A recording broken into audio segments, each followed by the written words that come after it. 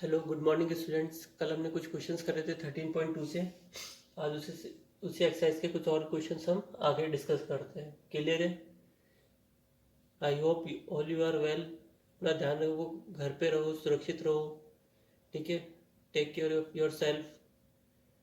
तो हम आगे स्टार्ट करते हैं। आज question number 4 exercise 13.2।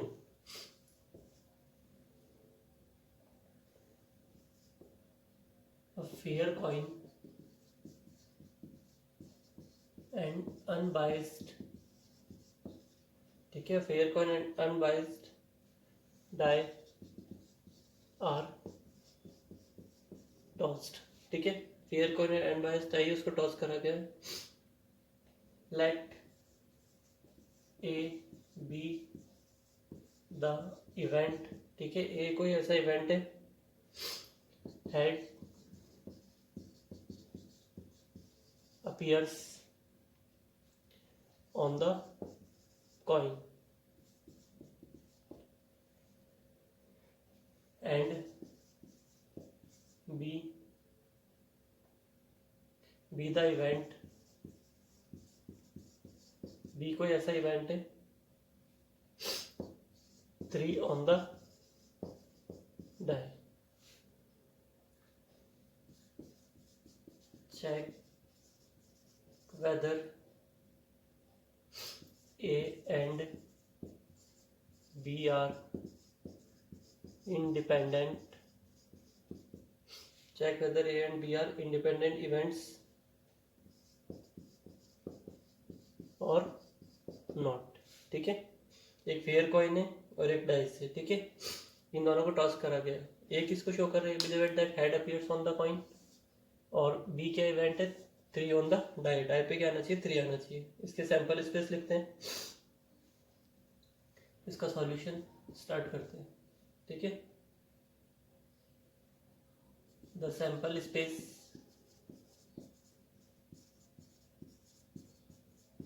Is given by, ठीक है। Sample space given by S कितना हो जाएगा आपके पास? देखो क्या बोल रहा है, ए be the event head appears on the coin, ठीक है। ए क्या इवेंट है? चलो सबसे पहले इसके सैंपल स्पेस लिखो। H1 H2 H3 H4 H5 H6, clear है। यहाँ पे कितना हो जाएगा? T1, नेक्स्ट कितना होगा? T के साथ T1 T2 T3 T4 T5 and T6। क्या हमने सैंपल स्पेस बना लिया। हेड और टेल दो आएंगे। डाइस पे क्या नंबर आते हैं? 1 2 3 4 5 6। तो हमने इसका सैंपल स्पेस बना लिया। फिर हमें ए क्या गिवन है? ए गिवन है head appears on the coin, head appears on the coin. Head किस पे आ रहा है? अपीयर्स हो रहा है ए पे। तो ए का सैंपल स्पेस, ए के इवेंट्स क्या हो जाएंगे appear? H1 H2 H3 H4 H5 and H6। यहाँ तक क्लियर है। तो इसी टाइम हम इसकी भी प्रोबेबिलिटी फाइंड कर लेते हैं। तो यहाँ से P ऑफ ए कितना हो जाएगा आपके पास? कितने इवेंट है? 1 2 3 4 5 6 और टोटल कितने हैं? 6 यहाँ 6 यहाँ, ठीक है। तो टोटल कितना हो गया? 12 हो गए। तो 6/12। और आप इसको कट करना चाहो तो कट भी कर सकते हो। नेक्स्ट क्या गिवन है आपके पास? बी क्या कंडीशन है? B the event 3 on the die. Die पे क्या आना चाहिए? 3 आना चाहिए, ठीक है। तो दो ही कंडीशन है। देखो कहाँ पर पे डाई पे 3 आ रहा है। एक तो इस वाले कंडीशन में, एक इस वाले कंडीशन में, ठीक है। इन दो केस में क्या हो रहा है? आपके डाई पे क्या आ रहा है? तो इसके क्या? इसके 3 ऑन डाई, ठीक है। बी क्या है? 3 ऑन डाई। डाई पे क्या आना चाहिए? 3। तो बी के इवेंट्स क्या हो जाएंगे आपके पास? एक तो बन गया H3, एक क्या हो गया? T3। जैसे क्वेश्चन देखो वापस समझ लो, fair coin and unbiased try, दोनों को टॉस करा गया है, ठीक है। तो दोनों के हेड के साथ क्या चलेगा, हेड के साथ जैसे हेड और टेल होते हैं कॉइन पे, तो इसके 1 2 3 4 5 6, इसके साथ भी क्या होंगे 1 2 3 4 5 6। अब इसकी प्रोबेबिलिटी कितनी हो जाएगी, प्रोबेबिलिटी ऑफ बी, इतने फेवरेबल इवेंट्स कितने, 2, टोटल कितने, 12। टोटल हमेशा सैंपल स्पेस से चेक होंगे। अब अपन ने दो निकाल ली, क्वेश्चन क्या पूछा था, इंडिपेंडेंट इवेंट्स। इंडिपेंडेंट इवेंट्स है तो अपने पास कॉमन भी होना चाहिए, तो A intersection B. Common part क्या आ रहा है आपके पास, देखो H3 इसमें भी है और H3 इसमें भी है, तो इसका कॉमन पार्ट कितना हो जाएगा, ए सॉरी H, 3। इसका तो probability of A intersection B equals to कितना हो जाएगा, 1/12। हमें क्या चेक करना है, इंडिपेंडेंट इवेंट्स की। तो इंडिपेंडेंट इवेंट्स के लिए क्या कंडीशन होती है, probability of A intersection B equals to P A dot P B. Clear है यहाँ तक। इंटरसेक्शन की इसकी कितनी आ रही है, 1/12 equals to P A. P A कितना आपके पास, पी ए आया था आपके 6/12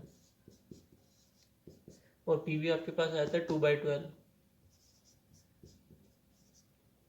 अब देखो 6 1 6, 6 2 12, 2 1 2, 2 2 तो 1/12 इक्वल टू 1/12। दोनों इक्वल है तो we say that they are independent events. यहाँ तक क्लियर है इस क्वेश्चन, ठीक है। बस आपको सबसे पहले क्या करना है, जो भी सैंपल स्पेस है जिस अकॉर्डिंग, तो उस अकॉर्डिंग सैंपल स्पेस लिखना और जो कंडीशन दे रखी है उसके इवेंट्स बनाने हैं और प्रोबेबिलिटी निकालना है। अगर दोनों साइड की प्रोबेबिलिटी इक्वल हो जाती है तो we say that they are independent events.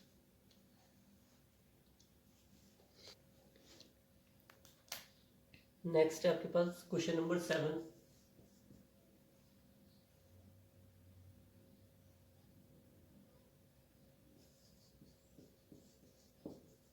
given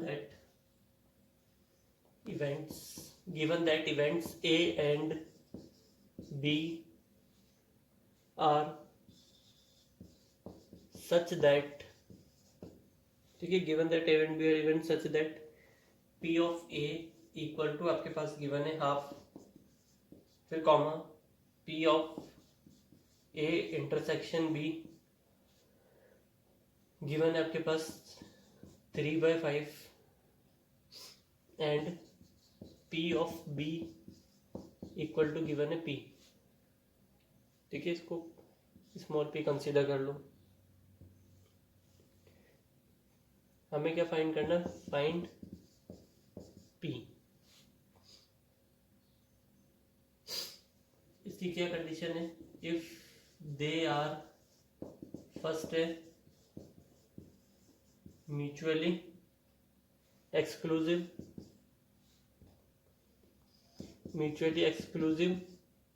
और सेकंड क्या है आपके पास, इसकी कंडीशन है इंडिपेंडेंट। आज आपके यहाँ से इसका कंसेप्ट क्लियर हो जाएगा म्यूचुअली एक्सक्लूसिव और इंडिपेंडेंट इवेंट का, ठीक है। सॉल्यूशन स्टार्ट करते हैं।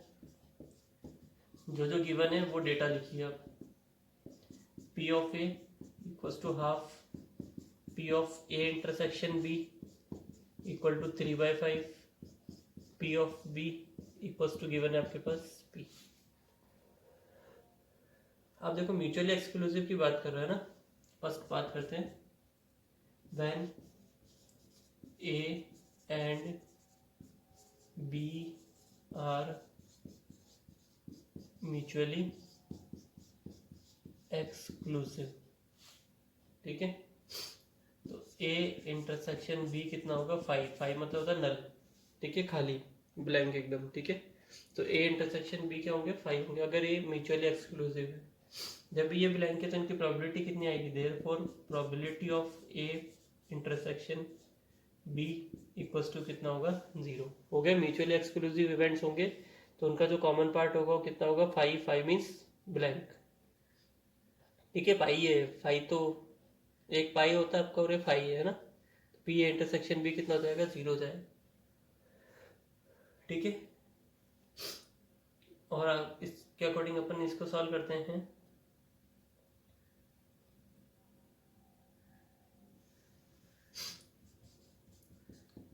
इट इज नॉन दैट, ठीक है, it is known that P A union B, A union B equals to होगा P of A plus P of B minus P A intersection B. Clear है यहाँ तक?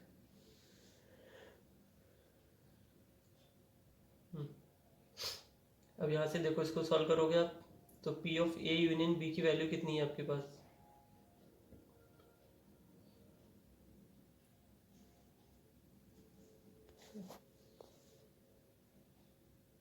तो यहाँ से कितना हो जाएगा? P of A union B equals to 3/5, या वैल्यू पुट करो 3/5।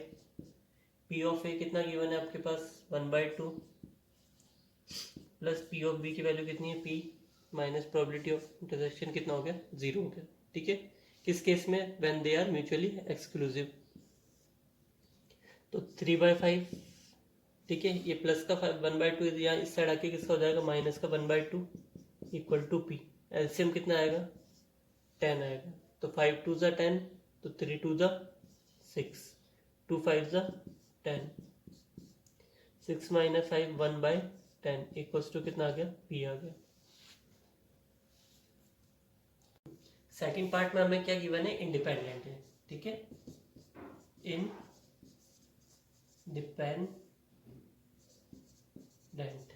क्लियर है? इंडिपेंडेंट है अपने पास, तो इट इज अब हमें पता है इंडिपेंडेंट के लिए क्या कंडीशन होती है, ठीक है। इंडिपेंडेंट के लिए क्या कंडीशन होगी? P A intersection B equals to P of A into P of B, ये कंडीशन होगी, ठीक है। तो आप अब इसके अकॉर्डिंग चलते हैं। अब हमारे पास इंटरसेक्शन की वैल्यू नहीं है, इसकी वैल्यू हमें फाइंड करनी पड़ेगी सबसे पहले। क्लियर है यहाँ तक?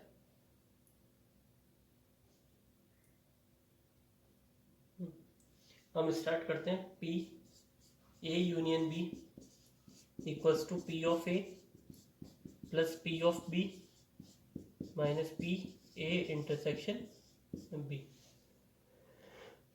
हमें इंटरसेक्शन की वैल्यू फाइंड करनी, तो इंटरसेक्शन को इस साइड ट्रांसफर कर देंगे अपन। क्लियर है?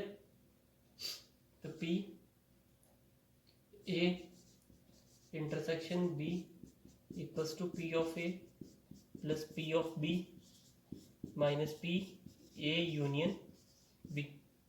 पी ऑफ ए की वैल्यू कितनी गिवन है अपने पास? 1/2।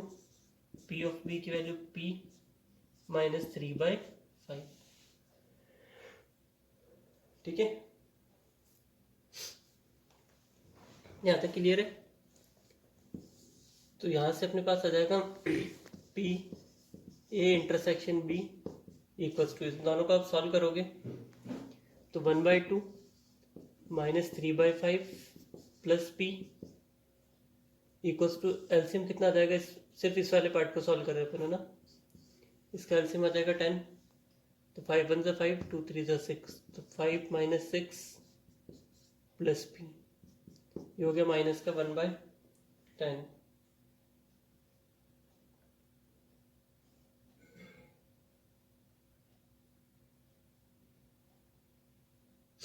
क्लियर है यहाँ तक? ये हो जाएगा देखो 1/2 प्लस पी माइनस 3/5, इसको आपने सॉल्व करा तो 5 1 ज़ा 5, 2 3 माइनस का 1/10 प्लस पी, ठीक है।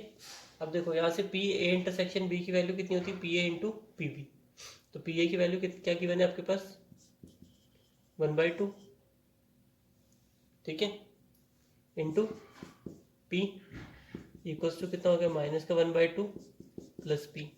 ये माइनस का 1/10 इस साइड ट्रांसफर कर दो तो ये हो जाएगा प्लस का 1/10, इसको शो नहीं करेंगे हम, equals to P minus p/2।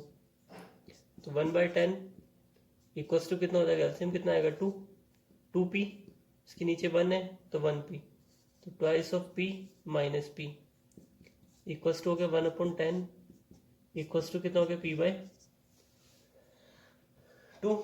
इस 2 को यहाँ ट्रांसफर कर दूँ, 2/10 इक्वल टू p, तो यहाँ से 1/5 आ जाएगा। क्लियर है यहाँ तक? हमें जिस अकॉर्डिंग पहले हमने ये भी ए इंटरसेक्शन बी के इक्वल है और ये वाला पार्ट भी ए इंटरसेक्शन, मैंने दोनों को क्या करा, इक्वेट कर दिया। इक्वेट करने पे पी की वैल्यू कितनी आ गई, 1/5 आ गई है।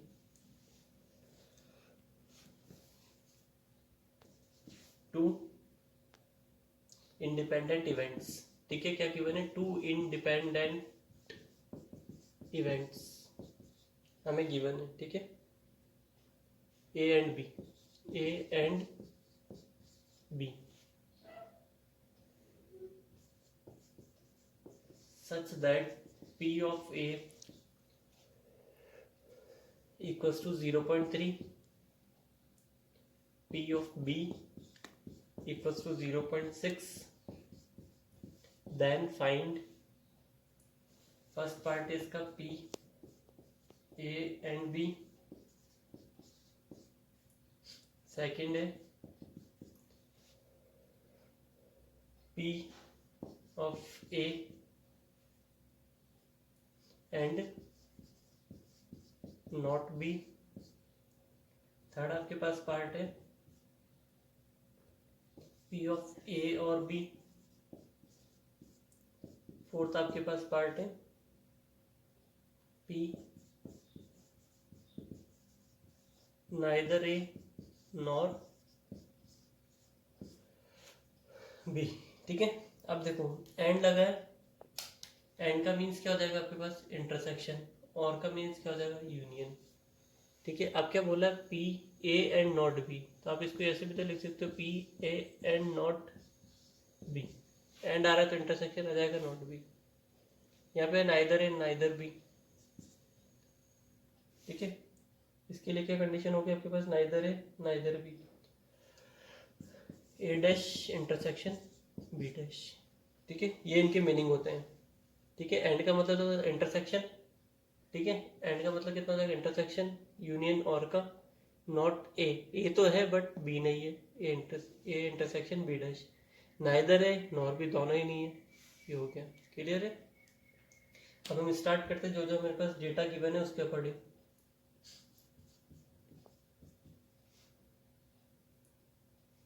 Given that P of A equals to 0.3, P of B equals to 0.6, हम फर्स्ट पार्ट सॉल्व करें, ठीक है।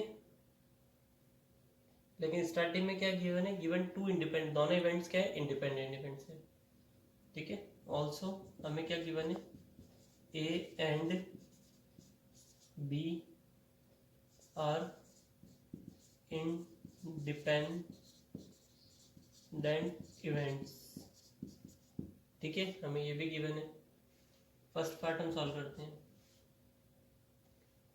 Therefore P A intersection B equals to कितना होता है, P of A into P of B, तो यहाँ से ए इंटरसेक्शन बी की वैल्यू आ जाएगी, पी ऑफ ए की वैल्यू गिवन है 0.3 मल्टीप्लाई 0.6, 3 6 18, पॉइंट कितने बाद आएगा, 1 और 1 2, तो 0.18, यहाँ तक क्लियर है।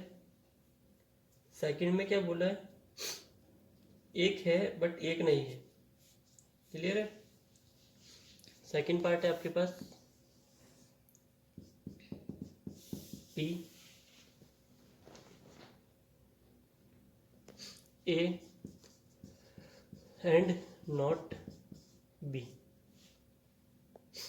तो आप इसको क्या लिख सकते हो, ये किसके इक्वल हो जाएगा, मैंने ऊपर बताया P A intersection B dash. अब ये देखो, ये तो पॉसिबल नहीं है कि एक हो रहा है एक नहीं हो रहा, तो दोनों में कोई पेयर तो बन नहीं रहा है, तो अब किस अकॉर्डिंग आप इसको सॉल्व करोगे,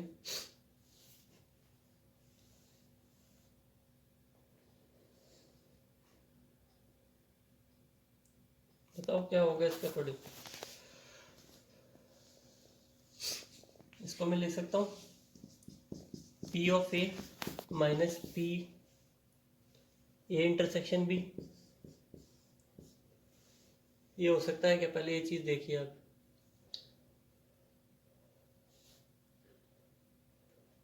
नया समझ में कैसे होगा इसको चेक करो, देखो ये कैसे बना है, पी ऑफ ए, इसको क्या लिख सकता हूँ, P A PB because they are independent events. क्या कॉमन आ रहा है इसमें से? P ऑफ A कॉमन आ रहा है, तो 1 minus P of B, 1 minus P of B तो P डैश बनता है। क्लियर यहाँ तक? तो आप ऐसे भी इसको सॉल्व कर सकते हो, इसमें भी डायरेक्ट वैल्यू पुट कर सकते हो बिकॉज आपके पास A इंटरसेक्शन B ऑलरेडी आपने फाइंड कर लिया है, तो आप इसको इस अकॉर्डिंग भी अरेंज कर सकते हो। तो P ऑफ A है ना, P ऑफ A, इसकी वैल्यू कितनी हो जाएगी? P ऑफ A की क्या गिवन है आपके पास? 0.3। 1 माइनस P ऑफ B की वैल्यू कितनी है आपके पास? 0.6। ये हो गया आपके पास 0.3। 1 माइनस 0.6 कितना बचा रिमेनिंग? 0.4। तो 4 3 ज़ा 12, कितने बार पॉइंट आएगा? 1/2, 1/2। क्लियर है? आप यहाँ को इसको डायरेक्ट भी कर सकते हो, पी ए की वैल्यू पुट कर दो यहाँ पे। पी ए की वैल्यू क्या पुट करोगे? 0.3 माइनस पी इंटरसेक्शन भी आपने कितना निकाला है? 0.18। तो इसको क्या लिख सकते हो? 0.30 में से 1.18 माइनस करोगे तो भी क्या आएगा? 0.12। क्लियर है? आते हैं दोनों part. Next third and fourth part करते हैं।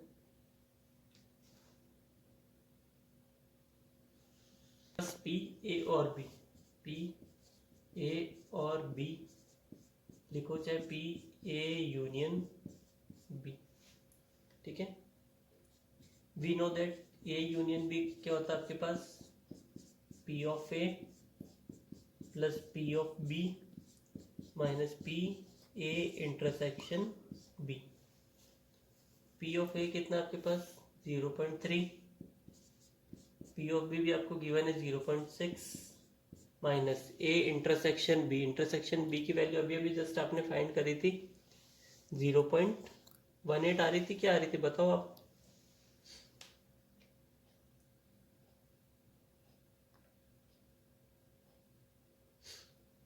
ये आ रही थी 0.18। 0.3 वो 0.6, कितना हो गया? 0.9 माइनस 0.18।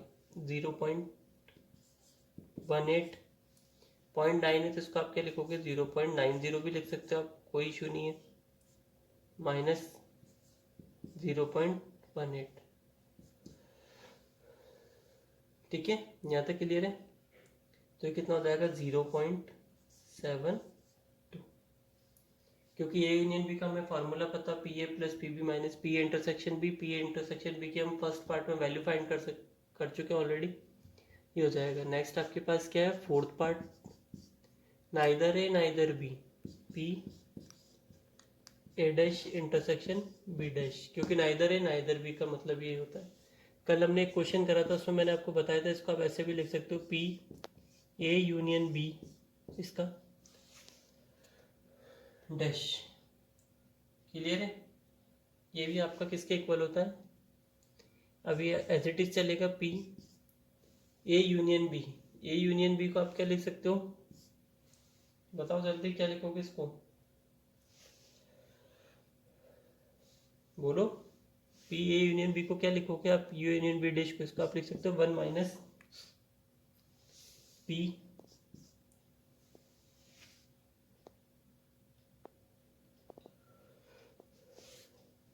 ए यूनियन बी। अब आप बोल रहे हो कि इस पे इंटरसेक्शन लगाया तो इसका साइन चेंज क्यों नहीं? वहां आपने देखो, वहां इन दोनों पे इंटरसेक्शन है, मैंने साइन चेंज करके इसको कंबाइन करा है। अब ये क्या बोल रहा है? ए और बी दोनों ही नहीं है, इसमें दोनों ही हो गए। तो आप डैश लिखो चाहे 1 माइनस, ये नहीं होने की है ना, तो इसको 1 माइनस में से इसको माइनस कर दोगे तभी तो नहीं होने की आएगी। क्लियर है? तो इस चीज़ को अच्छे से समझ लेना। देखो, एक सिंगल वाला अलग होता है, इसका मतलब यार साइन चेंज होने का मतलब है आपने होल पावर पे इसको चेंज कर दिया है। 1 minus P A union B की वैल्यू आपने क्या फाइंड करी है? 0.72। आपके पास क्या आंसर आ जाएगा? 0.28। क्लियर है? तो इसको वापस समझ लो। देखो, इंटरसेक्शन हटाओगे, रिमूव करोगे, यहाँ पे आ गया यूनियन आ जाएगा, और एक कंप्लीट पे पावर कितना चल जाएगा? ठीक है, नॉट अकर की। अब ये नॉट अकर है ना, तो 1 माइनस अकर को माइनस करोगे तभी तो नॉट अकर आएगा। इसको माइनस करो तो कितना आ गया? 0.28। क्लियर है? आता है? नेक्स्ट आपके question number 12। A dice toss thrice, ठीक है, डाइस को थ्राइस टाइम टॉस करा गया है। फाइंड द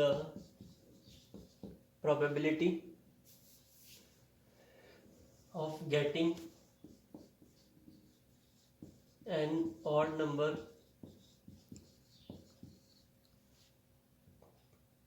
ठीक है at least once, कम से कम एक बार उच्चारण में, ठीक है। सॉल्यूशन स्टार्ट करते हैं। क्या बोले, डाई को आप टॉस करोगे तो सैंपल स्पेस आपके पास कितने बन जाएंगे? 1 2 3 4 5 6, ठीक है, सैंपल स्पेस हो जाएंगे आपके पास 6। क्लियर है? तो प्रोबेबिलिटी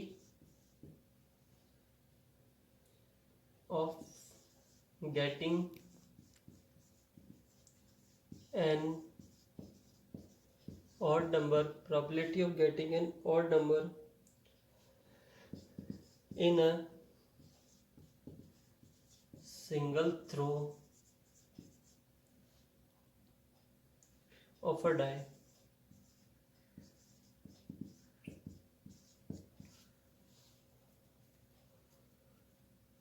अगर आप एक सिंगल थ्रो करते हो तो आपके पास ऑड नंबर आने की प्रोबेबिलिटी कितनी है? ऑड नंबर कितने? 1 2 1 2 3, ठीक है। सिमिलरली मैं बोलूँ probability of getting an even number, similarly probability of getting even number, इसकी प्रोबेबिलिटी कितनी होगी? 3/6। अब बोला क्या 3 टाइम टॉस करा गया है, ठीक है। कितने टाइम टॉस करा गया है इसको? 3 टाइम।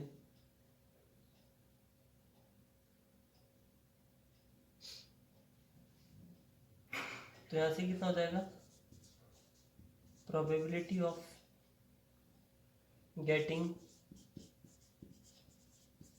एन इवन नंबर, ठीक है, 3 टाइम्स। अब देखना सिंगल थ्रो पे आने की प्रोबेबिलिटी कितनी है? 3/6, और इसको बोल सकते हो 1/2। इसकी कितनी होगी? ठीक है, 1/2। फर्स्ट केस में 1/2। ऐसे मैंने एक बार और टॉस करो, ठीक है, उसकी प्रोबेबिलिटी कितनी आएगी? 1/2। फिर नेक्स्ट वाले की क्या क्या आएगी? Probability getting an even number 3 times. 3 times आने की क्या प्रोबेबिलिटी होगी? 1/2 इक्वल्स टू कितना हो जाएगा? 1/8, क्योंकि एक की कितनी है? आपने सिंगल थ्रो में करा ना प्रोबेबिलिटी गेटिंग इवन नंबर, तो आपके पास कितना आ गया? 1/2। तो 3 की कितनी हो जाएगी? अब देखो आपको बोला है there find the probability of getting an odd number at least 1, ठीक है, एट लीस्ट 1 टाइम हमें निकालना है। तो हम क्या करेंगे? Therefore probability of getting an odd number at least once, ठीक है। तो इसको आप और क्या लिख सकते हो? इसको मैं लिख सकता हूँ कि 1 माइनस, देखो क्या बोला, कम से कम एक बार, ठीक है, एटलीस्ट 1। तो आप अपोजिट चलो ना, मैंने आपको क्या बोला, प्रोबेबिलिटी में आप जब भी एटलीस्ट और ऐसी कंडीशन आ रखी है कि आपको इसके अपोजिट पूछा है, तो जो पूछ रहा है उसके अपोजिट की प्रोबेबिलिटी फाइंड करा करो। तो हम लिख सकते हैं इसको probability of getting an odd number none of the time,